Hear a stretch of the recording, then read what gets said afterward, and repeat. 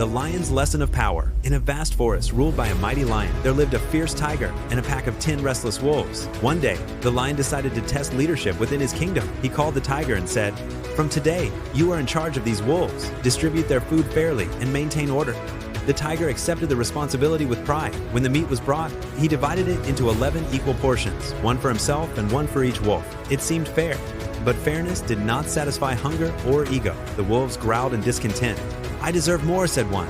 "I hunt better than the others," said another. Soon they formed small groups, whispering, comparing portions, feeding their resentment. United by dissatisfaction, they turned against the tiger.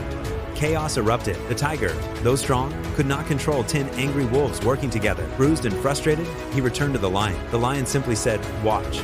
The next day, the lion distributed the meat himself. This time, he cut 11 unequal portions. He calmly took the largest share. Then he stepped back and told the wolves, "Divide the rest among yourselves." No commands, no interference. The wolves didn't hesitate. They lunged at one another.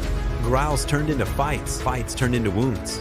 By the end of the struggle, each wolf had less than before, some barely anything at all. The lion observed silently. The following day, the lion changed his method once more. He took his portion first, then placed the remaining meat before the wolves and said, "Settle it among yourselves." This time, something different happened.